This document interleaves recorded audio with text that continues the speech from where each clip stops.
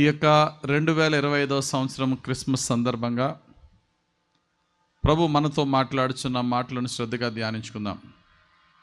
ఈ క్రిస్మస్లో ఇంతకుముందు ఆల్రెడీ మీరు చాలా క్రిస్మస్ వాక్యాలు వినుంటారు. మరలా ఒక క్రొత్త వాక్యాన్ని మీకు బోధించాలనే ఉద్దేశంతో చాలా ప్రార్థనలో గడిపాను చాలాసేపు. ప్రభా, సంఘానికి ఏ వాక్యం ఇవ్వాలి అని ప్రభు నా మదిలో ప్రేరేపించిన ప్రేరణ ఏంటంటే,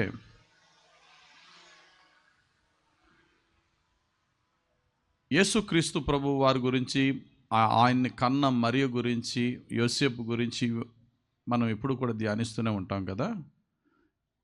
ఈసారి అసలు యేసు ప్రభు ఈ భూమి మీదకి రాకముందు తండ్రి హృదయంలో అది ఎందుకు ఆయన కుమారుడైన యేసుక్రీస్తుని భూమి మీదకి పంపాలో పాత నిబంధన గ్రంథం అంతట్లో కనబడినట్టుగా, వినబడినట్టుగా, అర్థమవ్వనట్టుగా ఒక మర్మాన్ని దేవుడు దాచి ఉంచాడు. దాన్నే the eternal mystery of God అన్నారు. మిస్టరీ అని ఇంగ్లీష్ మాటకి తెలుగులో అర్థం ఏంటంటే మర్మము అంటే అది అర్థమవునట్టు ఉంటుంది కానీ అర్థమవ్వదు.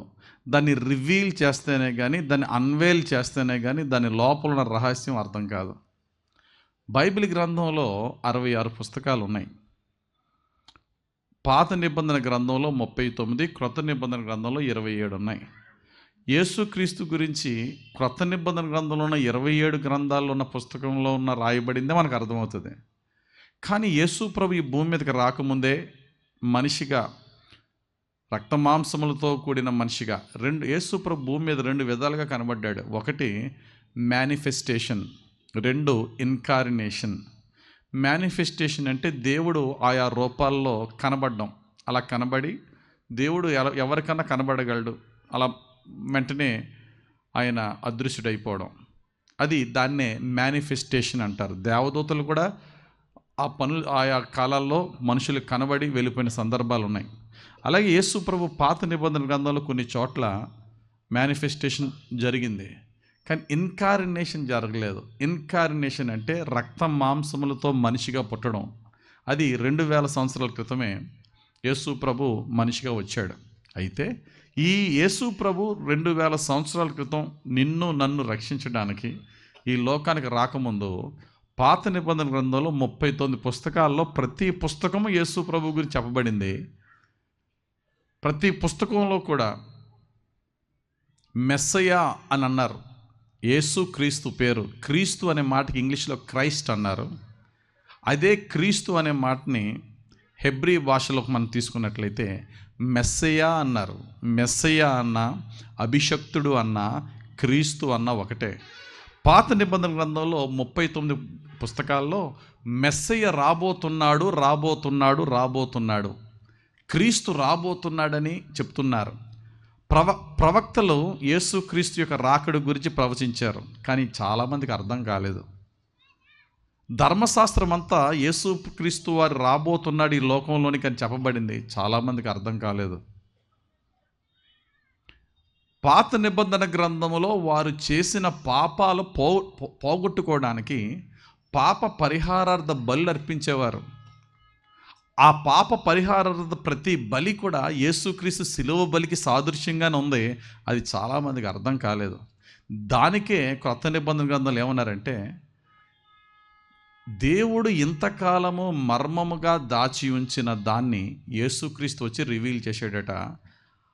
ఏ మిస్టరీని అయితే యేసు ప్రభు వచ్చి రివీల్ చేశాడో దాన్ని బోధించడానికి దేవుడు మమ్మల్ని ఏర్పరచుకున్నాడు అన్నారు పౌలు గారు. ఆ వచనాన్ని చదువుదాం ఒకసారి. బైబిల్ గ్రంథాలను తెరిచి ఉన్నవారు కొలస్సీలకు రాసిన పత్రిక 1వ అధ్యాయము 25, 26, 27 వచనాలు. కొలస్సీలకు రాసిన పత్రిక 1వ అధ్యాయము 25, 26, 27 వచనాల్లో పౌలు భక్తుడు ఏమన్నాడు జాగ్రత్తగా వినండి. దేవుని వాక్యమును అనగా యుగములలోను తరములలోను మరుగు చేయబడి ఉన్న మర్మమును సంపూర్ణముగా ప్రకటించుటకు. ఒకసారి ఆగండి. యుగములలోనూ తరములలోనూ మరుగు చేయబడిన దేవుని మర్మము అన్నాడు కదండి. తరాలంటే తెలుసు మీకు, యుగాలంటే తెలుసా? మా తాతల తరం అండి, మా నాన్నల తరం అండి, ఇప్పుడు మా తరం అండి, మా పిల్లల తరం అండి, ఇవన్నీ తరాలు. మరి యుగాలు ఉన్నాయా? ఉన్నాయి. Ancient age, medieval age, modern age, contemporary age అని ఉన్నాయి. తెలుగులో చెప్పుకోవాలంటే ఏన్షియంట్ ఏజ్ అంటే తెలుగులో ఏంటి? ప్రాచీన యుగం, తర్వాత మధ్యయుగం, తర్వాత నవీన యుగం, తర్వాత సమకాలీన యుగాలని యుగాలు ఉన్నాయి. చరిత్రకారులు చరిత్రని యుగాలుగా విడదీశారు. ప్రాచీన యుగం పూర్తయిపోయిన తర్వాత, కాలం సంపూర్ణమైపోయినప్పుడు యేసు ప్రభు ఆ యుగం సమాప్తంలో పుట్టాడు. ప్రాచీన యుగంలో ఆదాము దగ్గర నుంచి వచ్చిన తర్వాత మోషే దగ్గర నుండి ధర్మశాస్త్ర గ్రంథం ప్రకారంగా ప్రజలు నడుస్తూ ఉన్నారు. ఆ ధర్మశాస్త్ర గ్రంథానికి ముగింపు యేసుక్రీస్తు జన్మ. ఆ యుగ సమాప్తి అయిన తర్వాత క్రొత్త యుగంలో యేసు ప్రభు ప్రవేశించాడు. అందుకనే యేసు ప్రభుని యుగ పురుషుడు అన్నారు. యుగ పురుషుడు అని ఎందుకు అన్నారంటే, ఈయన పుట్టిన తర్వాత చరిత్ర రెండుగా డివైడ్ అయింది. యేసు ప్రభు పుట్టక ముందున్న చరిత్రను ఏమన్నారండి? బీసీ అన్నారండి, బిఫోర్ క్రైస్ట్ అన్నారు. మరి యేసు ప్రభు ముందు ఎవరు గొప్పోళ్ళు పుట్టలేదా? చాలామంది గొప్పోళ్ళు పుట్టారు. కానీ యేసు ప్రభువుకు ఉన్నంత చరిత్ర ఆధారాలు కానీ, యేసు ప్రభువుకి ఉన్నంత ఆ యొక్క దేవుడిచ్చిన మహిమను బట్టి ఆయనకు ముందు, ఆయనకి తర్వాతగా ఈ యుగాలు విభజింపబడ్డాయి. కాబట్టి యుగాలలోనూ తరాలలోనూ దాచబడిన దేవుని మర్మమును ఇప్పుడు కంటిన్యూ చేయి. మీ నిమిత్తము నాకు అప్పగింపబడిన యుగములలోను తరములలోను మరుగు చేయబడి ఉన్న మర్మమును సంపూర్ణముగా ప్రకటించుటకు, అది ఆ మిస్టరీని మేము ప్రకటించడానికి, ఆ మర్మమును ప్రకటించుటకు మీ నిమిత్తము నాకు అప్పగింపబడిన దేవుని ఏర్పాటు ప్రకారము నేను ఆ సంఘమునకు పరిచారకుడనైతిని. అన్యజనులలో ఈ మర్మము యొక్క మహిమైశ్వర్యము ఎట్టిదో. ఆగండి, ఇప్పుడు అన్యజనులలో ఈ మర్మము యొక్క గొప్ప మహిమ ఎట్టిదో అన్నాడు. అన్యజనులు అంటే ఎవరు? మనమందరం క్రైస్తవేత్తరులు కాదండి. సాధారణంగా ఇక్కడ ఏమనుకుంటారంటే, అన్యులంటే యేసు ప్రభువుని నమ్ముకున్న వాళ్ళు క్రైస్తవులు, కత్తిమూలు అంజలు అనుకుంటారు. ఇక్కడ పౌలు గారి భాషలో ఈ నూతన నిబంధనలో అన్యులంటే ఎవరు తెలుసా? యూదులు కానోళ్ళు అందరూ అన్యులే, ఇశ్రాయేలు కానోళ్ళు అందరూ. ఇప్పుడు ఇక్కడ ఉన్న వాళ్ళు ఎవరన్నా యూదులు ఎవరుంటే చేయొద్దండి, ఎవరు లేరు కదా. ఇప్పుడు చెప్పండి, ఆ అన్యజనులు అనేది ఎవరికి చెల్లింది? అది మనందరికీ చెందిన మాట. అదనమాట ఈ అన్యజనులలో ఈ మర్మము, ఈ మిస్టరీ ఏమైతే ఉందో ఈ మర్మము యొక్క మహిమైశ్వర్యము అన్నాడు. కమాన్, ఆగండి, అక్కడ ఒక మిస్టరీ ఉందట. అది అన్యజనులైనటువంటి మనకి దేవుడిచ్చే గొప్ప ఐశ్వర్యం అట, గొప్ప మహిమట, గొప్ప గ్లోరీ అట. ఇది అన్యజనులకు ఖచ్చితంగా తెలియచేయాలని దేవుడు నన్ను ఏర్పరచుకున్నాడు. వినండి, చెప్తాను అన్నాడు పౌలు గారు. అదన్నమాట. ఇప్పుడు మనమందరం అన్యజనులమే. దేవుడు పరమ తండ్రి మనకిచ్చిన గొప్ప ఐశ్వర్యము, ఒక గొప్ప మహిమ ఏంటో తెలుసా? యేసుక్రీస్తు. అదేంటండి? యేసుక్రీస్తు యూదుడు కదా, యేసుక్రీస్తు ఇశ్రాయేలీయుడు కదా. ఇశ్రాయేలు గోత్రాల్లో, యోధా గోత్రంలో, ఇశ్రాయేల్ దేశంలో పుట్టి అక్కడే పెరిగి అక్కడే చనిపోయాడు కదా. అన్యజనులమైన భారతీయులకి, ఆఫ్రికా వాళ్ళకి, పాకిస్తాన్ వాళ్ళకి, అమెరికా వాళ్ళకి ఈయన ఎలా వరం అవుతాడండి అనేది మిస్టరీ. ఈవెన్ యూదులకు కూడా తెలియని మిస్టరీ ఇది, ఇశ్రాయేలుకు కూడా తెలియని మిస్టరీ. అందుకనే తరములలోనూ యుగములలోనూ మరుగు చేయబడిన ఇశ్రాయేలు యూదులకి, నేను ఇంతకుముందు కూడా చెప్పాను, ప్రపంచంలో ఒక్కొక్క కులానికి, ఒక్కొక్క మతానికి కొన్ని కులపిచ్చి ఉంటుంది. క్యాస్ట్ ఫీలింగ్ అంటాం, చూసారా?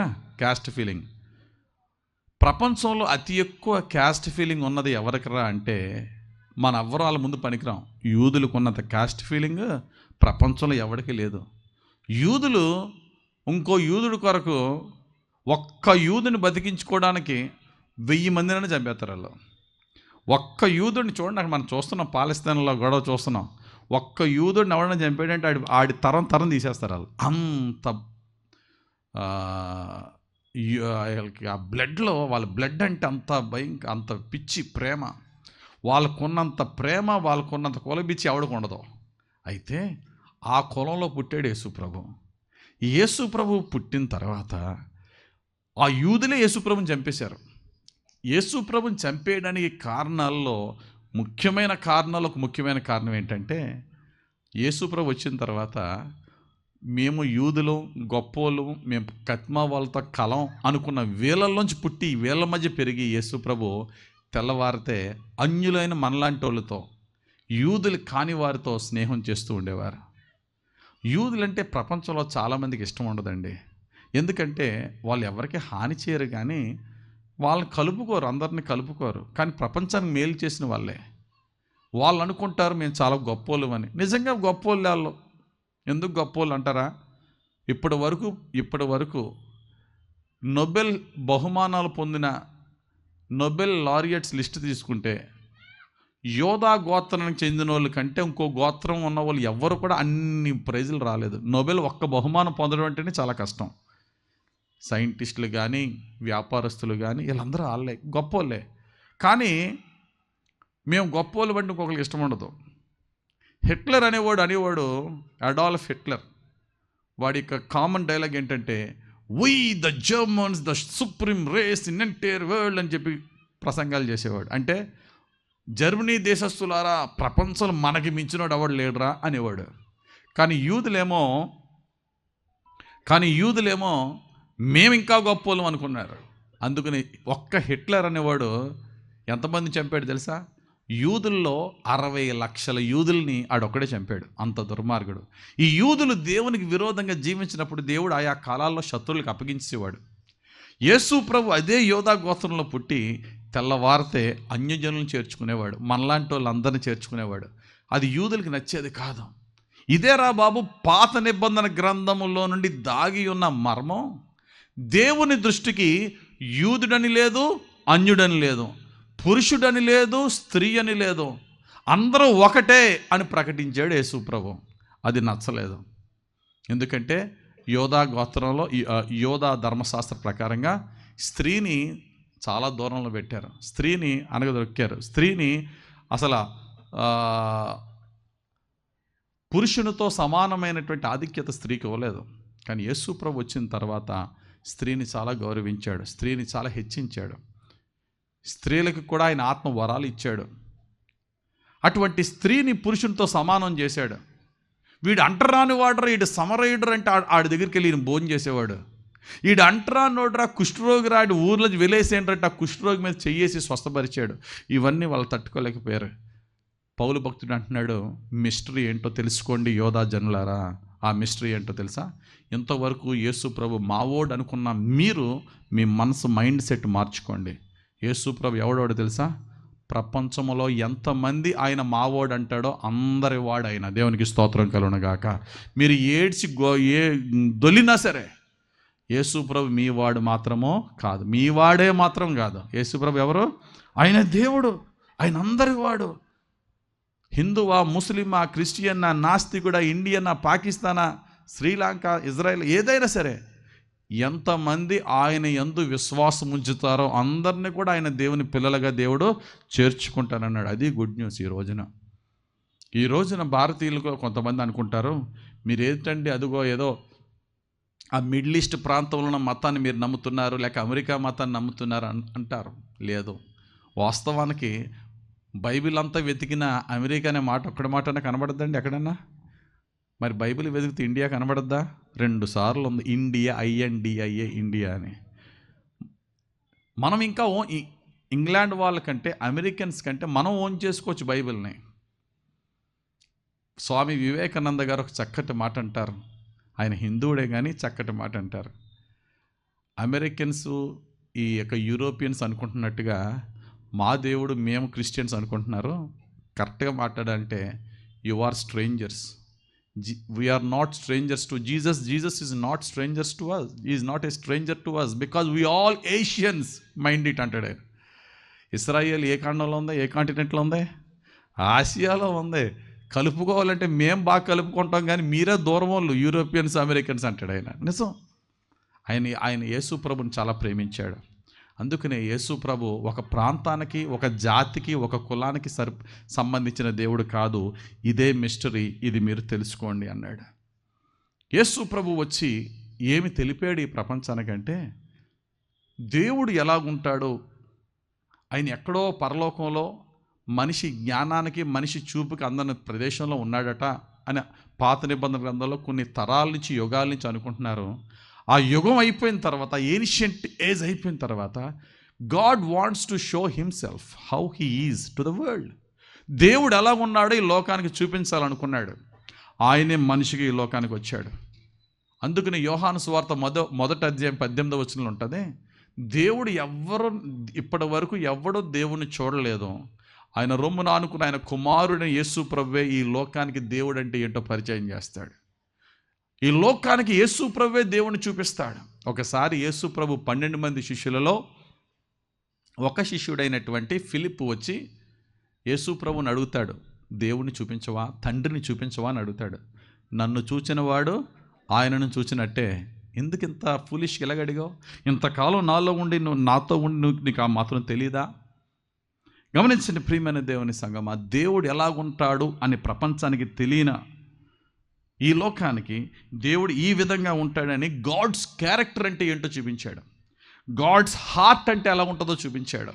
గాడ్స్ రైచియస్నెస్ అంటే ఎలా ఉంటుందో చూపించాడు. దేవుని ప్రేమ, దేవుని నీతి, దేవుని పరిశుద్ధత ఎలా ఉంటుందో చూపించాడు. ప్రపంచంలో ఏ దేవుళ్ళన్నా పెట్టండి, ఒక్కొక్క దేవుడిని మనం తీసుకుందాం. ఆ దేవుడి గురించి ఆ గ్రంథం ఏం చెప్పబడిందో చదవండి. ఇంకో దేవుణ్ణి ఈ గ్రంథంలో వెతకొద్దాం, ఈ దేవుణ్ణి ఇంకో గ్రంథంలో వెతకొద్దాం. ఏ దేవుణ్ణి వివరించారో ఆ గ్రంథంలోనే వెతకండి, ఆయన క్వాలిటీస్ అన్నీ రాయండి. ఈ దేవుడు యేసు ప్రభుని ఈ బైబిల్ గ్రంథంలో వివరించిన విధంగా మంచి చెడు అన్ని క్వాలిటీస్ రాయండి. రాసి ఒక్కసారి కంపేర్ చేయండి. దేవుడు అనేవాడు ఎలా ఉండాలి, పరిశుద్ధతను కంపేర్ చేయండి, ప్రేమను కంపేర్ చేయండి, నీతిని కంపేర్ చేయండి. ఫైనల్గా మీరే ఒక కంక్లూజన్కి రండి. బయాస్డ్గా నేను క్రిస్టియన్ని, నేను ఇలాగే ఆలోచిస్తాను, నేను ముస్లింని, నేను కాదు. రేషనల్గా ఆలోచన చేద్దాం. మన దేవుడైనా వాళ్ళ దేవుడైనా ఉన్న గుణగాలన్నీ రాసుకుంటూ పోయి దేవుడికి ఇంత గొప్ప గుణ లక్షణాలు ఉన్నాయా అని చెప్పి నీతిలో కానీ, ప్రేమలో కానీ, క్షమాపణలో కానీ, అలాగని చెప్పి చేతకాని వాడిగా కాకుండా శక్తిలో కానీ, చచ్చిన వాడు 4 రోజుల తర్వాత లేపిన విధానంలో కానీ, ఆల్రెడీ చరిత్ర ఆధారాలు కానీ మీరు తీసుకోండి. ఆయన యొక్క గుణగణాలు చూసినప్పుడు దేవుడు అంటే ఎలా ఉంటాడనేసి చూపించాడు. వాట్ ఈజ్ లవ్ ఆయన చూపించాడు. ఫలానా దేవుడిని చూపించి ఈయనకిలా నేను బ్రతకాలి, ఈయనకిలా నేను ఉండాలి అని అనుకుంటే, యేసు ప్రభు మనందరికీ కూడా ముందు నిలబడి ప్రపంచానికి ఇచ్చిన ఛాలెంజ్ ఏంటంటే, నాలా ఉండాలనుకుంటున్నారా? నాలా ఉండాలనుకుంటే ముందు నాలో ఉన్న లోపాలేనా నాకు చూపించండి. ఫస్ట్ ఆయన పబ్లిక్ స్క్వేర్లో నిలబడి నాలో పాపం ఉన్నదని మీలో ఎవడన్నా స్థాపించమన్నప్పుడు గుడ్డుకు కూడా ఏకలు లాగడానికి చూస్తూ ఉన్నారు. వెనక చుట్టూరు ఎవరో పరిసయ్యులు, శాస్త్రులు, సద్దూకాయలు, ధర్మశాస్త్రోపదేశకులు. ఆయన క్యారెక్టర్లో దొరుకుతాడా? ఆయన వాక్యం బోధిస్తున్నప్పుడు ఎక్కడైనా తప్పు దొరుకుతాడా? ఆయన గవర్నమెంట్కి ట్యాక్స్ కడుతున్న చోట దొరుకుతాడా? ఎక్కడ దొరుకుతాడంటే they couldn't find a single sin or error or mistake or transgression or anything. ఎందులో కూడా వాళ్ళు పట్టుకోలేకపోయారు. అటువంటి నిష్కలంకుడైనటువంటి విధముగా యేసు ప్రభు జీవించి మనందరికి ఒక సాక్షిగా జీవించాడు. అది number 1, that is the mystery. దేవుడు ఎలా ఉన్నాడు ఈ లోకానికి చూపించాడు యేసు ప్రభు వచ్చి. రెండవదిగా, వచ్చిన దేవుడు ఎలా ఉండాలని చూపించడమే కాకుండా అలా ఉండలేని మనల్ని పాపంతో మలినమైపోయి నరకపాత్రులమైపోయిన మనల్ని ఆయన దగ్గరికి తీసుకురావడానికి రక్షణలో ఎలా నడిపించాలో చూపించాడు. ఆయన పుట్టక ముందండి, అంటే ఈ భూమి మీదకి మనిషిగా రాకముందండి, ప్రపంచ ప్రజలు రకరకాల థీరీస్ పెట్టేసుకున్నారు. రే, మరణం తర్వాత స్వర్గం నరకాలు ఉన్నాయి, స్వర్గం వెళ్ళాలంటే ఎలా ఉండాలని చెప్పి చాలా క్లిష్టమైన కష్టమైన పద్ధతులు, సొంత పద్ధతులు రాసుకున్నారు. అందులో ముఖ్యమైన పద్ధతి ఏంటంటే, చాలామంది చెప్పేది మన మంచి పనులు పరలోకానికి తీసుకెళ్తాయి, చెడ్డ పనులు నరకానికి తీసుకెళ్తాయి అని 90% ప్రజలు అదే అనుకుంటున్నారు ఇప్పటికీ కూడా. మనం మంచిగా ఉంటే పరలోకం, చెడ్డగా ఉంటే నరకం. మన నీతి క్రియలే నిజంగా కనుక అది కరెక్ట్ అయితే, నిజంగా కనుక అది కరెక్ట్ అయితే, ప్రపంచ సంగతి పక్కన పెట్టండి, ఇక్కడున్న మనందరిలో పుట్టిన దగ్గర నుంచి ఇప్పటి వరకు మన తలంపులతో, చూపులతో, మాటలతో, క్రియలతో చేసిన పనులన్నీ లెక్కపెట్టి ఎన్ని మంచి తలంపులు, ఎన్ని చెడ్డ తలంపులు, ఎన్ని మంచి చూపులు, ఎన్ని చెడ్డ చూపులు, ఎన్ని చెడ్డ మాటలు, ఎన్ని మంచి అన్నీ పక్కన పెడితే తక్కిట్లో ఏ ఎక్కువ తూగుతాయండి? ఎంత మంచిగా జీవిద్దామన్నా చెడ్డయే ఎక్కువ తూగితే ఎవడు క్వాలిఫై అవుతాడు పరలోకానికి? అప్పుడు యేసు ప్రభు వచ్చి లోకాన్ని చేసింది ఏంటో తెలుసా? నాయన, నాకు తెలుసు మీరు డిస్క్వాలిఫై అవుతారని, నీ మంచిని బట్టి నువ్వు పరలోకానికి వెళ్లకుండా నీ చెడును నేను వేసుకుని నా మంచిని నేను నీకు ఇస్తా, నా యందు విశ్వాసం ఉంచు, నీ క్రియలను బట్టి కాక యేసుక్రీస్తు ప్రభువా నేను పాపినే, నా పాప శిక్షను భరించావు, నిన్ను నమ్ముకుని నీ యందు విశ్వాసం ఉంచి నిన్ను విశ్వసించి నేను క్షమాపణ అడిగిన వారికి నువ్వు క్షమిస్తానన్నావు, పరలోకాన్ని తీసుకువెళ్తానన్నావు, హృదయపూర్వకంగా నేను విశ్వసిస్తున్నాను, నా జీవితాన్ని మార్చుకుంటున్నాను, నన్ను రక్షించవా అని అడిగిన ప్రతి ఒక్కరికి ప్రభు ఇచ్చే మాట ఏంటో తెలుసా? నువ్వు ఉపవాస ప్రార్థనలు చేయక్కర్లేదు, రూపాయి కానుక ఇవ్వక్కర్లేదు, పాస్టర్ గారికి కానీ చర్చికి కానీ ఏ కానుక ఇవ్వక్కర్లేదు, యేసుక్రీస్తునందు విశ్వాసం ఉంచు, నీ జీవితాన్ని మార్చుకో. ఒకవేళ మార్చుకొని కూడా పడిపోతున్నాను ప్రభు అంటే సంఘానికి రెగ్యులర్గా రా, వాక్యాన్ని రెగ్యులర్గా చదువు, నీకు తెలియకుండానే నా ఆత్మ నీలోనికి పంపించి నీ హృదయాన్ని, మనసును నెమ్మదిగా మార్చి నేనే నిన్ను పరలోకాన్ని నడిపిస్తాను, కానీ నీ క్రియల వల్ల నువ్వు రక్షింపబడలేవు అని ప్రపంచానికి చాటి చెప్పాడు యేసయ్య. ఇది రెండవ సత్యం. యేసుప్రభు వచ్చింది ఫస్ట్ ఏంటి? దేవుడు ఎలాగుంటాడో లోకానికి చూపించాడు. రెండు, ఆ పరలోకానికి వెళ్ళవలసిన క్వాలిఫికేషన్లో మనం క్వాలిఫై అవ్వలేకపోతున్నామని మనల్ని, నువ్వు నీ క్రియలతో క్వాలిఫై అవ్వలేవు, కానీ నన్ను నమ్మో, నా యందు విశ్వసించుట ద్వారా, నా వాక్యం చదువుట ద్వారా, నాకు ప్రార్థన చేయుట ద్వారా, నీ శక్తి సరిపోనప్పుడు నీ హృదయంలోనికి, నీ మనసులోనికి, నీ దేహంలోనికి నీకు తెలియకుండానే నా శక్తిని పంపి ప్రతి పాప బంధకాల నుంచి బయటికి తీసుకొచ్చి నేను నిన్ను రక్షించి నా పరలోక రాజ్యాన్ని తీసుకెళ్తానని ఆయన మాట ఇచ్చి నెరవేర్చుచున్న దేవుడు యేసు ప్రభు. కాబట్టి రక్షణ అంటే నీ క్రియలు కాదు, నా యందు విశ్వాసం. అందుకని ఎఫెసీయులకు రాసిన పత్రిక 2వ అధ్యాయం 8వ వచనం ఏమంటా తెలుసా? క్రియల ద్వారా కాదు, విశ్వాసము ద్వారానే రక్షణ. నువ్వు విశ్వసించు, నా కృప నీకు నేను ఇస్తాను, నువ్వు రక్షింపబడతావు. అది రెండవ సత్యము, యేసయ్య ప్రపంచానికి చెప్పిన సత్యం. ఇక మూడవ మిస్టరీ ఏంటంటే, యేసు ప్రభు పుట్టాడన్న వెంటనే అందరూ కంగారు పడ్డారు. అందరూ కంగారు పడడం అంటే ఎవరు పడ్డారంటే, మరి ముఖ్యంగా ఈ రాయల్ ఫ్యామిలీ కంగారు పడింది. ఇందాక మనం ఒక స్కిట్ చూసాం, హేరోదు రాజు పాత అదరగొట్టేశాడు. ఆయన బాగా వేసాడండి, ఆయన చాలా చక్కగా వేశాడు. హేరోదు రాజు అట యూదులకు రాజు పుట్టాడని తెలిసి కంగారు పడిపోయాడట. ఎందుకంటే ఆడెవడో వచ్చి నా కుర్చీకి పెట్టిలా ఉన్నాడు రా బాబు, అని చంపేయాలా నేను అని చాలా కంగారు పడ్డాడు. వాడి వల్ల కాలేదు. యేసు ప్రభు పెద్దవాడయ్యాడు, గొప్ప కార్యాలు చేస్తున్నాడు, ఈయన యూదులకు రాజుగా ప్రకటించుకుంటున్నాడని చెప్పి ఆ హేరోదు యేసు ప్రభు ఫేస్ టు ఫేస్ అయ్యారు. అంటే హేరోద్ ది గ్రేట్ అన్నవాడు చచ్చిపోయాడు, ఆ తర్వాత వచ్చిన వాళ్ళు కూడా హేరోదులే. వీళ్ళిద్దరు ఫేస్ టు ఫేస్ అయినప్పుడు అడిగేశాడు, నువ్వు యూదులకు రాజువా అన్నాడు. ఎస్, నేను యూదులకు రాజునే. రాజు అంటే ఏంటి? ఒక కిరీటం ఉండాలా, ఒక సింహాసనం ఉండాలా, ఓ ప్రోటోకాల్ ఉండాలా?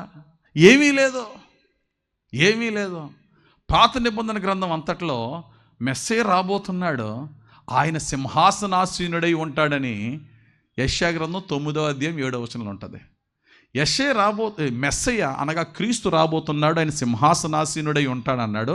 నీకు సింహాసనం లేదు, నువ్వేం మెస్సయ్యవయ్యా, నువ్వేం రాజువయ్యా అంటే యేసు ప్రభు అన్నాడు, నేను రాజునే, నా రాజ్యము ఈ లోక సంబంధమైనది కాదు, ఆత్మ సంబంధమైన రాజ్యం. యేసు ప్రభు, అందుకనే బైబిల్ గ్రంథంలో యేసు ప్రభు 2 సార్లు రాబోతున్నాడు. ఆల్రెడీ మొదటిసారి వచ్చేసాడు, రెండవసారి రాబోతున్నాడు. మార్నింగ్ ప్రసంగంలో చెప్పాను. కొందరు ఏమనుకుంటారంటే, యేసు ప్రభు ఎందుకని 2 సార్లు రావాలండి? ఆయన ఒక్కసారి వచ్చినప్పుడే మొత్తం చేయవలసిన పని అంతా ఫినిష్ చేయొచ్చు కదా అంటే, యేసు ప్రభు మొదటిసారి వచ్చింది ఎందుకంటే మన పాప శిక్ష మన మీద నుంచి ఆయన మీద వేసుకుని మన శిక్ష ఆయన భరించి మనల్ని రక్షించడానికి. రెండోసారి ఎందుకు రాబోతున్నాడంటే, ఎంత భరించినా ఇంకా నువ్వు మారకపోతే శిక్షించడానికి రాబోతున్నాడు. రెండు ఒకేసారి చేస్తే టైం ఇచ్చేది ఎప్పుడు?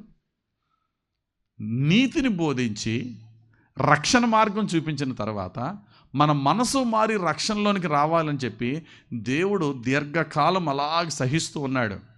ఇప్పటికిప్పుడే దేవుడు ఈ లోకాన్ని తీర్పు తీర్చడానికి వస్తే మనలో ఎంతమంది క్వాలిఫై అవుతాం? బైబిల్ పట్టుకున్న ప్రతి ఒక్కడు రక్షింపబడ్డం. ప్రభువా ప్రభు అని పిలిచే ప్రతివాడు పరలోకానికి వెళ్ళడం. ఆదివారం చక్కగా గుడికొచ్చి దేవదూతల్లాగా ఉంటారు, సోమవారం దయ్యాలు అయిపోతారు. ఆదివారం బ్రహ్మాండంగా పాటలు పాడేస్తారు, సోమవారం బారులు తాగేస్తూ ఇష్టం వచ్చినట్టు తిరుగుతూ ఉంటారు. అటువంటి క్రైస్తవులు చాలామంది ఉన్నారు. అటువంటి వారిని అందరినీ కూడా దేవుడు రేపు ఆయన రెండవ రాకడలో వచ్చినప్పుడు చాలా కఠినంగా తీర్పు తీరుస్తాడు. వారెవరిని పరలోక రాజ్యానికి చేర్చడు. కానీ దేవుడు ఆయన రాకడ ఎందుకు ఆలస్యం చేస్తున్నాడంటే, ఈ లోపల నువ్వు నేను మారతామేమో అని. రెండు బైబిల్ ప్రకారంగా రెండు విషయాలు ఎవరికి తెలియదట. ఒకటి, యేసు ప్రభు రెండో రాకడ ఎప్పుడు రాబోతున్నాడో. రెండు, మనం ఎప్పుడు చచ్చిపోబోతాము. మన డెత్ అనేది చాలా సడన్గా వస్తుంది. ప్రభు యొక్క రెండో రాకడ చాలా సడన్గా వస్తుంది. ఎందుకు సడన్గా పెట్టాడు తెలుసా? అది కనుక సడన్గా లేకపోతే, పలానా సంవత్సరం పలానా తారీఖు నువ్వు చచ్చిపోతాను దేవుడు ముందే ఫిక్స్ చేసాడు అనుకో, ఆ ముందు రోజు వరకు అన్ని పాపాలు చేసేసి లాస్ట్ రోజు బాప్తిసం తీసి మారుమనసు పొందేసి నన్ను రక్షించే ప్రభు అంటామని చెప్పి ఇటువంటి దొంగ వేషాలు వేయకూడదు. నువ్వు ఎప్పటికప్పుడు గడగడ వణుకుతూ నీ రక్షణను కొనసాగించాలి. దైవ భయముతో నీ జీవితాన్ని మార్చుకోవాలనే మన మరణాన్ని మిస్టరీగానే పెట్టేసాడు. ఎవరికి రివీల్ చేయలేదు దేవుడు ఎప్పుడు వస్తుందో. అలాగే ఆయన రాకడ టైం ఆయన శిష్యులు అడిగితే చెప్పలేదు వాళ్ళ శిష్యులకి. గమనించండి ప్రియులారా, దేవుడు మనల్ని రక్షించుటకు ఆయన దీర్ఘశాంతం కలిగి ఉన్నాడు. ఆయన రాజ్యం ఇప్పుడు ఎక్కడుంది? అక్కడున్న పిలాతు హేరోదులు అడుగుతున్నప్పుడు అంటాడు, నేను రాజునే, మీరు అనుకుంటున్నట్టు ఈ భూ సంబంధమైన శరీర సంబంధమైన రాజ్యం కాదు. ఒకవేళ అదే నా రాజ్యం అయితే నా సేవకులు వచ్చి నీతో దెబ్బలాడతారు మేము అంటే దానికి అర్థం ఏంటంటే, మీరు నన్ను పట్టుకోవడం మీ తరమా, మీ వల్ల కాదు, నాకు నేనుగా మీకు లొంగుతున్నాను. యేసు ప్రభు రాజ్యం రాబోతుంది. ఆయన ఫిజికల్గా యెరూషలేములో ఉండి సర్వలోకాన్ని ఏలబోయే టైం రాబోతుంది. అప్పటి వరకు యేసు ప్రభు రాజ్యం ఉందా? ఉంది. ఎక్కడుంది చెప్పండి? మన హృదయంలో ఉంది. మనమందరము కూడా ఆయన రాజ్య సభ్యులుగా ఉన్నాం. ప్రపంచానికి తెలియని సత్యం ఇదొకటి. యేసు ప్రభు ఇంకా పుడతాడనగా సుమారు 500 సంవత్సరాల క్రితం రాజు అయిన నెబుకద్నెజరుకి కల వచ్చింది. ఒక పెద్ద విగ్రహం కలలో చూశాడు. ఆ విగ్రహాన్ని చిన్న రాయి వచ్చి కొట్టింది. ఆ విగ్రహం బంగారంతో చేయబడింది, వెండితో చేయబడింది, రాగితో ఇత్తడితో చేయబడింది, ఇనుముతో చేయబడింది. ఒక చిన్న రాయి వచ్చి ఆ విగ్రహం కొట్టినప్పుడు ఆ విగ్రహం అంతా బూడిదైపోయిందట. చిన్న రాయి అలా పెద్దదవుతూ భూతలమంతా వ్యాపించిందట. కల వచ్చింది, గబుకుని లెగిసిపోయాడు. దాని భావం తెలుస్తలేదు. దాని భావం దైవాత్మ కలిగిన దానియేలు చెప్తాడు, అయ్యా రాజా, దేవుడు నీకు ఇచ్చిన కలభావం ఏంటో తెలుసా? ఒక విగ్రహం ఉందే, ఆ విగ్రహం ఏంటంటే రాజ్యాలు. పైన బంగారం అంటే నీ బబులోను సామ్రాజ్యం, తర్వాత వెండి మీడో పెర్షియన్ కింగ్డమ్, మాదియా పారసిక రాజ్యం, తర్వాత బ్రాంజ్ గ్రీక్ రాజ్యం, తర్వాత ఐరన్ రోమన్ కింగ్డమ్. నీ తర్వాత వచ్చే రాజ్యాలు ఇవి. అంటే ఈ రాజ్యాల యొక్క మహిమ బంగారం వెండి అయిపోయింది, వెండి బ్రాంజ్ అయిపోయింది, బ్రాంజ్ ఇనుమైపోయింది. అంటే నీ అంత గ్లోరియస్గా ఉండవు. అలా చూస్తూ ఉంటుండగా ఎవడో చేతి సహాయం తీయకుండా వచ్చిన రాయి వచ్చి కొట్టిందన్నావు చూసావా? అది ఏ రాయి? అది మనిషి సహాయం లేకుండా వచ్చిన రాయి. మరియమ్మ గర్భములో యేసుప్రభు ఎలా వచ్చాడు? దేవదూత వచ్చి, మరియా నువ్వు గర్భం ధరించబోతున్నావు అన్నప్పుడు, నేను పురుషుని ఎరుగని దాన్ని అది ఎలా సాధ్యం అన్నప్పుడు, అప్పుడు దేవదూత ఏమన్నాడు మరియతో? మనిషి ద్వారా కాదు, పరిశుద్ధాత్మ ద్వారా నీ గర్భంలోనికి ఒక రాయి రాబోతుంది. ఆ రాయి వచ్చి లోకాలను కొడద్ది. ఆ రాయ భూతలమంతా వ్యాపిస్తుంది. ఆ రాయే యేసుక్రీస్తు. Jesus is that rock. Hallelujah. Jesus is the rock of our salvation. ఆ చిన్న రాయిగా ప్రారంభమైన యేసుక్రీస్తు రాజ్యము ఎవరికీ తెలియదు యేసుప్రభు అంటే అక్కడ యెరూషలేం తప్ప ఆ టైంలో. ఇప్పుడు యేసుక్రీస్తు తెలియని దేశం ఉందా చెప్పండి? యేసుక్రీస్తు తెలియని దేశం ఉందా? లేదు. యేసుప్రభు అన్నాడు ఆయన శిష్యులతో, ప్రభువా నువ్వు రెండో రాకడలో మరలా వస్తున్నావు అన్నావు కదా లోకాన్ని తీర్పు తీర్చడానికి. ఎప్పుడంటే డేట్ చెప్పలేదు, కానీ ఒక మాట చెప్పాడు, సర్వలోకమునకు ఈ సువార్త ప్రకటింపబడిన తర్వాత నేను వస్తానన్నాడు. ఈ రోజున ఆల్మోస్ట్ ప్రపంచానికి ఈ టీవీ ద్వారా, ఆన్లైన్ ద్వారా సువార్త చక్కగా వెళ్తుంది. వెళ్ళిన ప్రతి చోటు కూడా దేవుని యొక్క సువార్త వెళ్ళిన ప్రతి చోటు కూడా ప్రజలు నమ్ముతున్నారు. నమ్మకపోయినా పర్లేదు అన్నాడు యేసయ్య. ఇక్కడ చాలా తెలుసుకోవాల్సిన సత్యం ఒకటే, మీరు అన్యజనులకు వెళ్ళి సువార్త ప్రకటించండి. వాళ్ళని నమ్మి నా యందు విశ్వాసం ఉంచి వాళ్ళ పాపాలు క్షమింపబడి తమను తాము నాకు సమర్పించుకుంటే నేను వారిని నరకపాత్రులు కాకుండా రక్షిస్తానని చెప్పి, మరణము తర్వాత నిజమైన జీవితం ఉందని ఆయన మరణించి లేచి ప్రజలకు చూపించాడు. అందుకునేనండి యేసుప్రభు 12 మంది శిష్యులు యేసుప్రభును పట్టుకున్నప్పుడు బేకబేకలైపోయారు, పారిపోయారు. ప్రభువా నీ ప్రాణానికి నా ప్రాణం పెట్టేస్తానన్నాడు. ఎవరు? పేతురు. ఆ పేతురే 3 సార్లు బాబు ఆయన ఎవరో నాకు తెలియదని బొంకి పారిపోయాడు. అంత పిరికోల్లా పారిపోయారు. కానీ వాళ్ళ కళ్ళ ముందు యేసుప్రభు చనిపోయి ఆయన ఛాలెంజ్ చేసి చెప్పాడు, 3వ దినం నేను లెగిస్తానని. వారి కళ్ళ ముందే లేచి వారి కళ్ళ ముందే పరలోకానికి వెళ్ళినప్పుడు వాళ్ళు యేసుప్రభుని చూసిన తర్వాత, అరే మరణము తర్వాత ఇంత మహిమకరమైన జీవితం ఉందా అని తెలుసుకున్న తర్వాత పిరికి వారుగా పారిపోయిన 12 మంది శిష్యులు మరణానికి కాదు కదా, శరీరం మొక్కలుగా కోయబడిన వారి జీవితంలో ఎన్నడూ కూడా పిరికితనం వారి జీవితంలో రాలేదు. చనిపోవటం మాకు భాగ్యం ప్రభు కొరకు అని చెప్పి అందరూ ప్రాణాలు త్యాగం చేశారు యేసుక్రీస్తు కొరకు. మన భారతదేశానికి వచ్చి ప్రాణ త్యాగం చేసి మన భారత గడ్డ మీద రక్తాన్ని చెందిన శిష్యుడైనటువంటి తోమా ఎన్నెన్నో అనుమానాలతో యేసు ప్రభుని అడిగి మొత్తానికి విశ్వాసంతో బలపడిన తర్వాత బల్లాలతో పొడిచి చంపేశారు మెడ్రాస్లో, చెన్నైలో. సంతోషంగా ప్రాణం పెట్టేశాడు యేసు ప్రభు కొరకు. ఎలా పెట్టారండి వీళ్ళంటే దానికి కారణం ఒకటే, మరణము తర్వాత నిజమైన జీవితం ఉంది. అది యేసుక్రీస్తు నందు మాత్రమే ఉంది.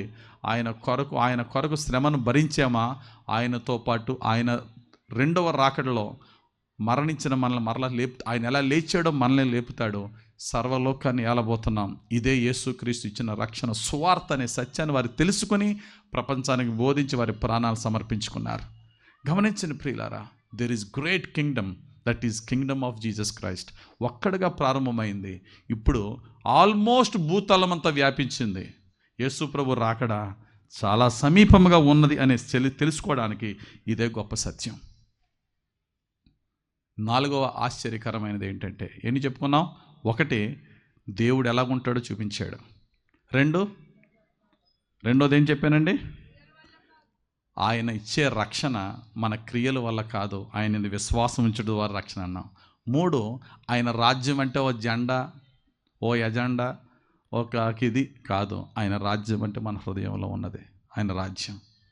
ఆయన తిరిగి మరలా రాజుగా రాబోతున్నాడు. 4, ప్రపంచానికి తెలియని గొప్ప సత్యం ఏంటంటే మిస్టరీ ఆఫ్ ద చర్చ్, సంఘము యొక్క మిస్టరీ గురించి చాలామందికి తెలియదు. సంఘము అంటే ప్రారంభ సంఘము యూదులు కలిస్తేనే అది సంఘం.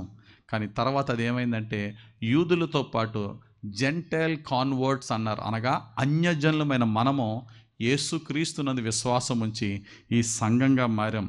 ఈ సంఘంగా మారిన ఈ విషయాలు అనేకులకు తెలియక సంఘము అంటే యూదులదే అనుకున్న వారిని దేవుడు అన్నాడు, సంఘం అంటే దూరస్తులైన వారిని సమీపస్తులుగా మార్చి మీకు వారికి మధ్య ఉన్న అడ్డుగోడను బ్రద్దలు కొట్టి అందరితో కలిపి ప్రపంచ క్రైస్తవ సంఘముగా, రిలిజియన్ లేదు, క్యాస్ట్ లేదు, మరి కలర్ లేదు, క్రీడ్ లేదు, ఏమీ లేదు, అందరినీ ఒకటిగా చేసిన సంఘం. ఈ సంఘం గురించి మనం తెలుసుకోవాలంటే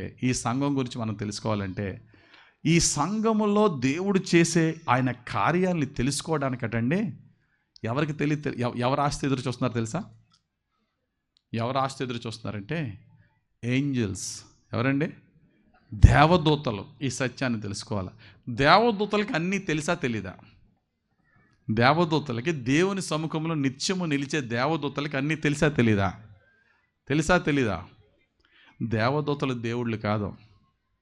దేవదూతలు దేవుని దగ్గర పనోళ్ళు మాత్రమే. దేవదూతలకి తెలియని సత్యం ఏంటో తెలుసా? దేవదూతలకి క్షమాపణ అంటే ఏంటో తెలియదు. దేవదూతలకి పాపం నుండి విమోచన అంటే ఏంటో తెలియదు. దేవదూతలకి మనుషులను దైవ కుమారులుగా మార్చే విధానం అంటే ఏంటో తెలియదు. భూమి మీద పాపం జరిగింది, పరలోకంలోనూ పాపం జరిగింది. పరలోకంలో పాపం చేసింది ఎవరు చెప్పండి? ఎవరు? దేవుని దేవదూతల్లో ప్రధానుడైనటువంటి లూసిఫర్ అనేవాడు పాపం చేసినప్పుడు వాడిని దేవుని సముఖం నుంచి దేవుడు గెంటేశాడు. వాడే కింద పడినప్పుడే లూసిఫర్ అయ్యాడు. వాడు కిందకు తోసేసిన తర్వాత ముందు వాడి పేరేంటి? లూసిఫర్ కిందకు వచ్చిన తర్వాత సాతాన్ అయ్యాడు. రైట్? శాటన్. గమనించండి ఒకసారి, అక్కడ దేవదూతలు అందరూ చూస్తున్నారు. పరలోకంలో కోట్ల దేవదూతలు ఉన్నారు. అందులో ఈడు ఒకడు పాపం చేశాడు. పాపం కూడా హృదయంలో దేవుని కంటే ఎక్కువ తను హెచ్చించుకుని గర్వించినందుకు వాడిని గెంటేసినప్పుడు వాడితో పాటు కొంతమంది పంపివేయబడ్డారు. కొన్ని కోట్ల మంది దేవదూతలు ఆ రోజు నుంచి ఈ రోజు వరకు చూస్తున్నారు. ఆ దేవదూతల్లో ఎవరికి ఫర్గివ్నెస్ అనే మాటే తెలియదు, క్షమాపణ అంటే ఏంటో తెలియదు, రిడెంప్షన్ అంటే ఏంటో తెలియదు, సాల్వేషన్ అంటే ఏంటో తెలియదు. ఈ మూడు కూడా ఎలాగుంటుందబ్బా? దేవుడు పాపం చేసిన వాడిని క్షమిస్తాడా? ఒక పాపిని ఆ పాపం నుంచి బాగు చేస్తాడా? ఆ పాపిని నరకపాత్రుడైన వాణ్ణి ఆయన కుమారునిగా తన కుటుంబంలో కలుపుకుంటాడా అని ఆశతో దేవదూతలు చూస్తున్నాయట. ఒక్కసారి ఈ రెఫరెన్స్ మీరు చదివినప్పుడు మీకు తెలియాలా, సంఘములో దేవుడు చేసే పరిచర్యను మనుషులు చూడడం కాదటండి, పరలోకంలో దేవదూతలు చాలా ఆసక్తిగా చూస్తూ నేర్చుకుంటున్నాయట. చదవండి ఒకసారి పరిశుద్ధ గ్రంథంలో పేతురు రాసిన మొదటి పత్రిక 1వ అధ్యాయము 12వ వచనం చూద్దాం ఒకసారి. ఏముంది అందులో?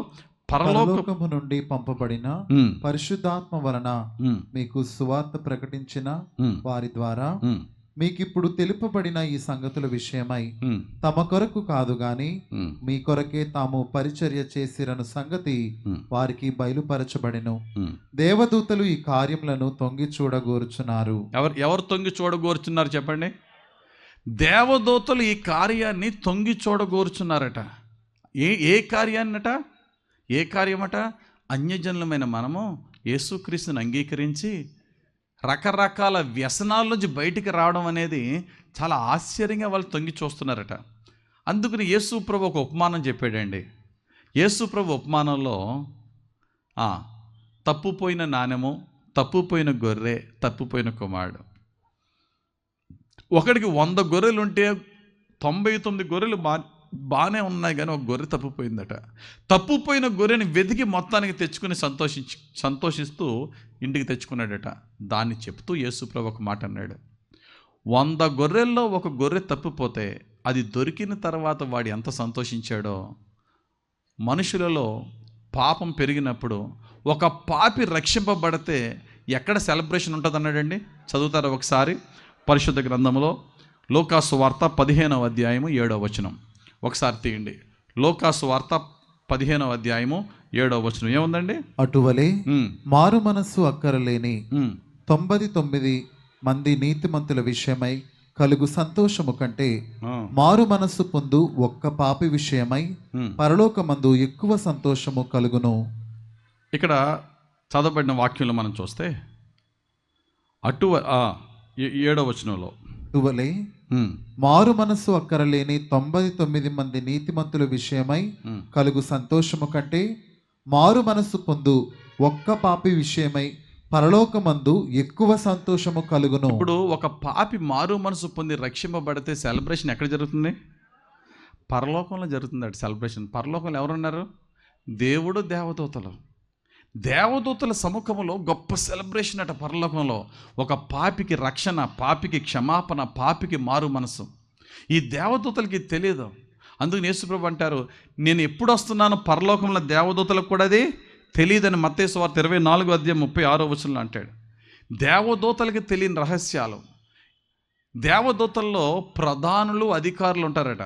ఈ ప్రధానులు, అధికారులకి కూడా తెలియని సత్యం ఏంటంటే సంఘాన్ని దేవుడు రక్షించుకున్నట్టు. ఎఫెసీయులకు రాసిన పత్రిక 3వ అధ్యాయము 9వ వచనంలో ఉంటుంది. కనుక మన సంఘములో దేవుడు చేసే ఈ రక్షణ కార్యాన్ని దేవదూతలు తొంగి చూస్తున్నాయట. ఇప్పుడు ఎవరమన్నా మనం ఇక్కడ ఉన్న వాళ్ళు ఎవరైనా యేసుక్రీస్తునందు విశ్వాసం ఉంచినప్పుడు వారి పాపములు ఒప్పుకొని, ప్రభువా నేను ఈ తప్పు చేశాను, ఈ పాపం చేశాను, ఈ విషయంలో నేను పాపిని ప్రభువా, ఇక నేను నా పాపాన్ని మానేసి నీ పాదాలు పట్టుకుని నేను బ్రతిమలాడుకుంటున్నాను, నన్ను కరుణించు, నన్ను క్షమించు ప్రభువా, నన్ను విమోచించు ప్రభువా అని ఎవరు మారు మనసు పొంది ప్రభు దగ్గరికి వస్తారో వారి జీవితంలో దేవుడిచ్చే రక్షణ విషయంలో అటండి, దేవుడు వారికిచ్చే రక్షణను చూసి పరలోకంలో దేవదూతలు గంతులు వేసి ఆనందిస్తున్నాయట. సర్వ సృష్టి విమోచన కొరకు సృష్టి అంతా ఎదురు చూస్తుందో దేవదూతలు అలాగే ఎదురు చూస్తున్నారు. కాబట్టి ప్రియులారా, ఈరోజు ప్రభు చెప్తున్న మాట ఏంటంటే, గాడ్స్ మిస్టరీ ఏంటంటే ఏంజలిక్ మినిస్ట్రీ.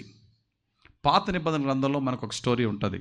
నిజంగా జరిగిన విషయం ఏంటంటే, పాత నిబంధన గ్రంథంలో భక్తుడైన యాకోబు తన తండ్రి దగ్గర నుంచి వెళ్ళిపోతూ మధ్యదారిలో అరణ్యంలో నిద్రపోతాడు. ఒక కల వచ్చింది. ఆ కలలో ఏం చూశాడంటే, భూమికి ఆకాశానికి ఒక మధ్య ఒక నిచ్చెన ఉందట. ఆ నిచ్చెన మీద దేవదూతలు ఎక్కుతూ దిగుతూ ఉన్నారట. కళ్ళలోంచి గబుక్కుని లేచిన వెంటనే, అమ్మో ఇది పరలోకపు గవిని, ఇక్కడ నుండి భూమి నుండి ఆకాశానికి నిచ్చినేటి, ఆ నిచ్చెన మీద హెవెన్లో నుండి దేవదూతలు భూమి మీదకి రావడం ఏంటి, ఇది దేవుని స్థలం అని చెప్పి అక్కడ చక్కటి ప్రార్థన చేశాడు. అది మనకి ఎక్కడో ఆదికాండం 28వ అధ్యాయం 12వ వచనంలో కనబడుద్ది. మరలా యోహాను సువార్త 1వ అధ్యాయం 51వ వచనంకి వచ్చేటప్పటికి నతానియేలుతో యేసుప్రభు ఏమన్నాడు? నతానియేలుతో అన్న మాట యోహాను సువార్త 1వ అధ్యాయం 51వ వచనం, మరియు ఆయన మీరు ఆకాశము తెరవబడుటయు దేవుని దూతలు మనుష్య కుమారుని పైగా ఎక్కుటయును దిగుటయును చూతురని మీతో నిశ్చయముగా చెప్పుచున్నాను. నేను మనుష్య కుమారుడు అంటే యేసుప్రభు. ఇక్కడ యేసుప్రభు అంటున్నాడు, నేను వచ్చిన తర్వాత మీకు జరిగేది ఏంటో తెలుసా? పరలోకము నుండి దేవదూతలు రెగ్యులర్గా వచ్చి మీకు పరిచర్య చేస్తారు. ఈ సత్యము ప్రపంచానికి తెలియదు. పాత నిబంధన గ్రంథంలో భక్తుడైనటువంటి దానియేలు ప్రార్థన చేస్తే, ప్రభువా జరగబోయే విషయాలు నాకు చెప్పవని ప్రార్థన చేస్తే, దేవుడు పంపించిన మెసేజ్ని గాబ్రియేలు దేవదూత తెచ్చి దానియేలుకి ఇవ్వడానికి ఎన్ని రోజులు పట్టిందట? 21 రోజులు పట్టింది. ఎందుకంటే సాతాన్ని ఎదుర్కోవడానికి మరలా మికాయేలు వెళ్ళి యుద్ధం చేసిన తర్వాతే ఆ ద్వారం క్లియర్ అయింది. అంటే పాత నిబంధన గ్రంథంలో దేవుని దేవదూతలకి సాతాను దూతలకి విపరీతమైన దెబ్బలాటల్లో మనిషికి పరిచర్య సరిగా అందట్లేదు. యేసుక్రీస్తు వచ్చి సిలువ మీద పాపాన్ని జయించి సాతాను జయించిన తర్వాత యేసుక్రీస్తు చేసిన గొప్ప పరిచర్య ఏంటంటే, హెబ్రీలకు రాసిన పత్రిక 1వ అధ్యాయం లాస్ట్ వచనంలో ఉంటుంది, రక్షణ అను స్వాస్యము పొందబోవు వారికి పరిచర్య చేయు సేవకులైన ఆత్మలు కారా. యేసుప్రభు చేసిన మరొక పరిచర్య ఏంటంటే దేవదూతల పరిచర్య ప్రారంభించాడు. దేవునికి స్తోత్రం కలుగునుగాక. కాబట్టి ఈ రాత్రి ఇక్కడి నుంచి వెళ్ళే ముందు క్రిస్మస్లో మనం ఏం తెలుసుకున్నాం? నెంబర్ 1, యేసుప్రభు ఈ లోకానికి వచ్చి దేవుడు అంటే ఎలా ఉండాలి అని ఆయన జీవించి చూపించాడు. ఇటువంటి లక్షణాలు ఇంకా ఎవరిలో ఉన్నాయా అని చెక్ చేద్దాం. ఒకవేళ ఉంటే ఆయన్ని ఆరాధిద్దాం. ఒకవేళ లేకపోతే ఈ గొప్ప లక్షణాలు కలిగిన ఈ యేసు ప్రభుని స్వరక్షకుడిగా అంగీకరించి ఆయన వెంబడిద్దాం. ఆయన మనకి ప్రామిస్ చేసే పరలోకాన్ని పొందుకుందాం. 2, రక్షణ అనేది మనం చేసే ధర్మకార్యాల వల్ల వచ్చేది కాదు, యేసుక్రీస్తునందు విశ్వాసం ఉంచడం ద్వారానే రక్షణ తెలుసుకున్నాం. 3 యేసు ప్రభు ప్రారంభించిన రాజ్యం మనకు కనబడుతున్న పొలిటికల్ రాజ్యాలు కాదు, ఆత్మ సంబంధమైన రాజ్యం, మన హృదయంలో ఉన్న రాజ్యము. ఆయన శాశ్వతమైన రాజ్యాన్ని స్థిరపరచడానికి త్వరలో రాబోతున్నాడు. 4 సంఘములో యూదులు కాదయ్యా, అన్యజనులను కలిపిన సంఘమే నిజమైన సంఘం. అంటే ఎవరి సంఘం అది? మందే.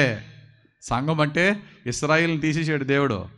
ఇశ్రాయేల్ కాదు, వీఆర్ ద ట్రూ చర్చ్. అది అద్భుతమైన మినిస్ట్రీ. 4. 5 ఏంటి? Angelic ministry.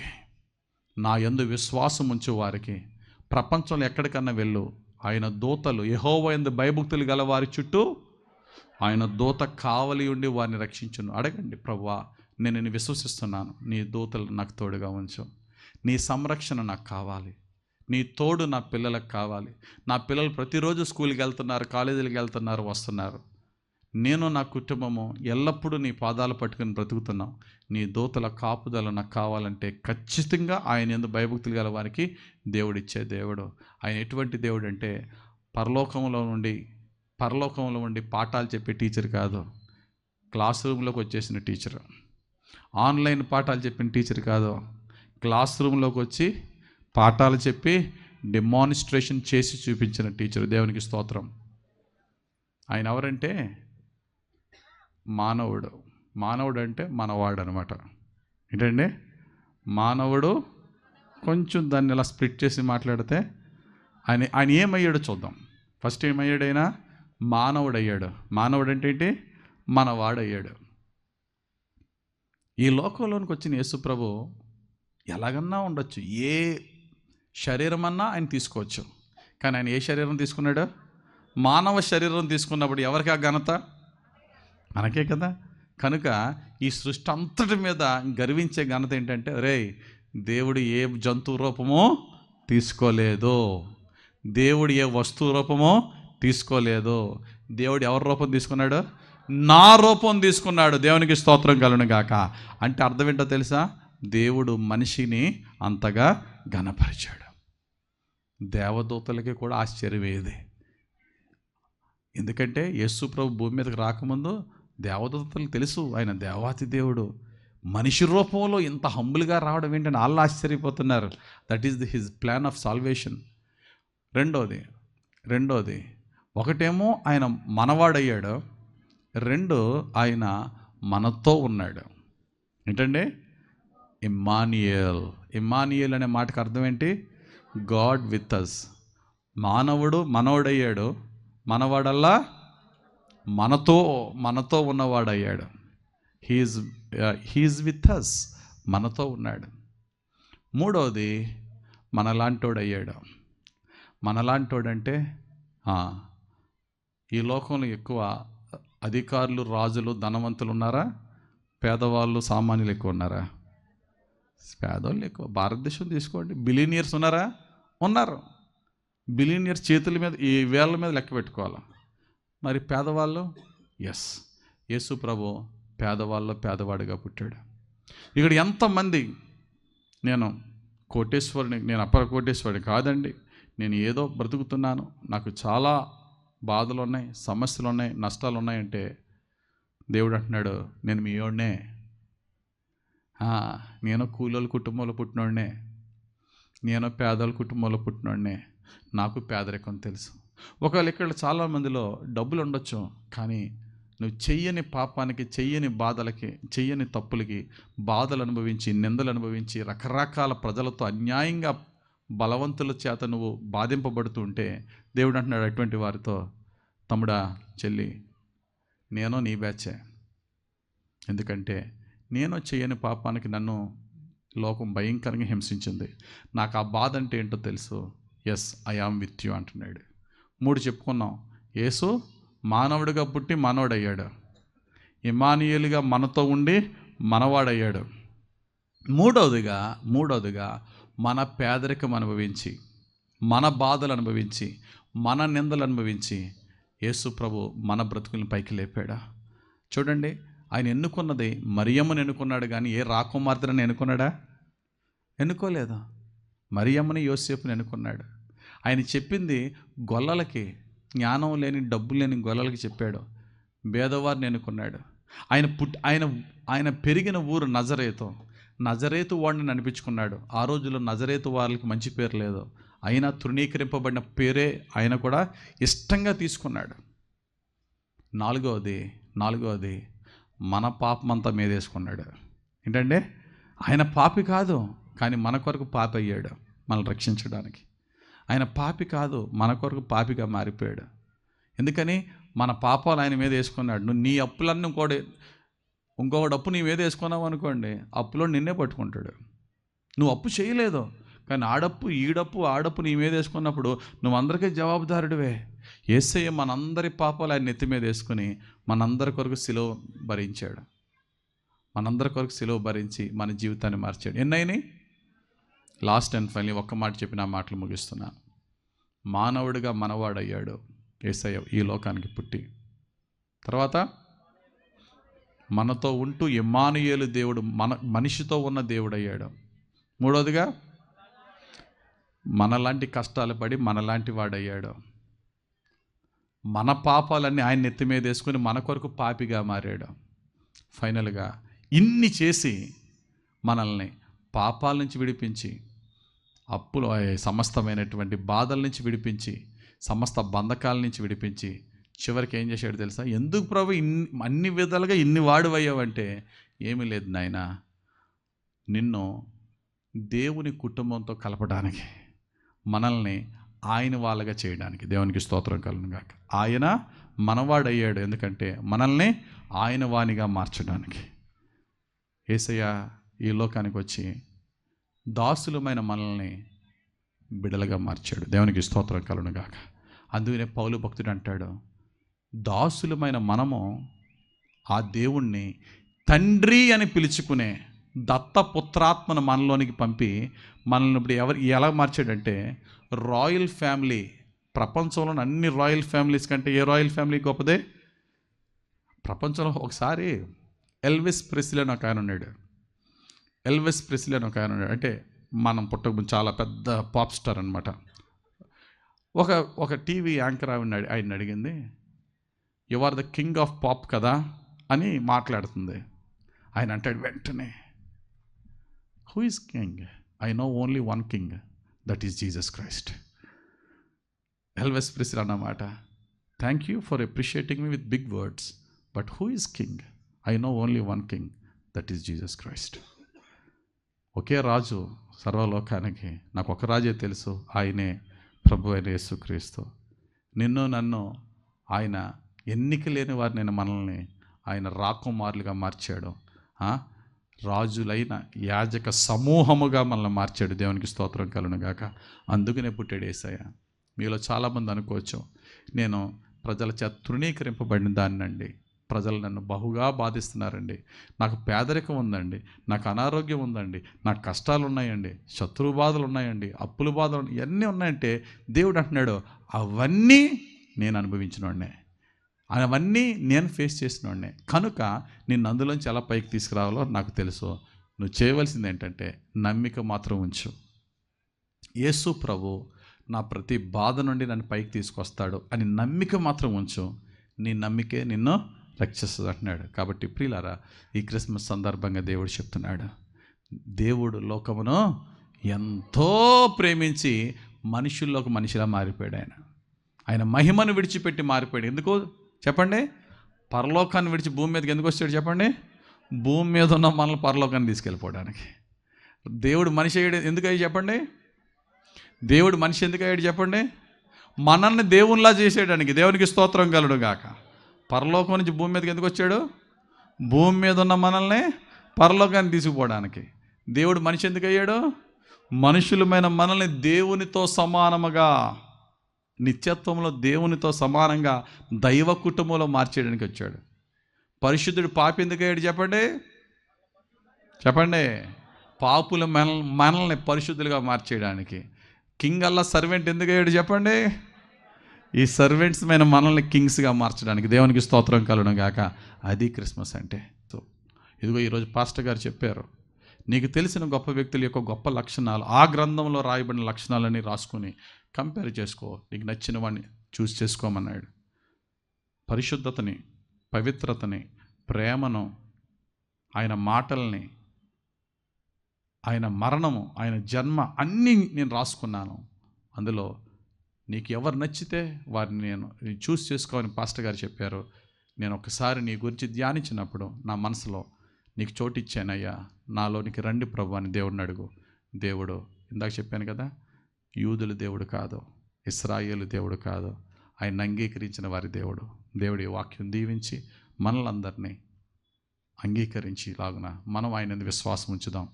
2000 సంవత్సరాల క్రితం బెత్లెహేములో ఆయన పుట్టాడు. అంటే డేట్ కరెక్ట్ మనకు తెలియదు కానీ పుట్టాడు. కానీ ఈరోజు ఇంకా ఎవరి హృదయంలో ఆయన పుట్టలేదో ఆయన పుట్టేలాగా ఆయన ఆహ్వానించావు. ఆల్రెడీ నీ హృదయంలో కనుక యేసు ప్రభు ఉంటే కనుక ఆ యేసు ప్రభుకి మహిమ తెచ్చేలా జీవించు. మిద్దె మీద పెట్టిన దీపం ఎంతోమందికి వెలిగించేలాగా మనము అనేకులను ఆ యేసయ్య వెలుగుతో వెలిగింపబడేలాగా మనం చేయవలసిన పరిచర్య చేద్దాం. వారి క్రియలను బట్టి జీతం ఇవ్వడానికి యేసయ్య త్వరలో రానే ఉన్నాడు. దేవుడి వాక్యం దీవించి మనందరి జీవితంలో రక్షణ వెలుగుగా ఫలింపజేయునుగాక. ఆమేన్.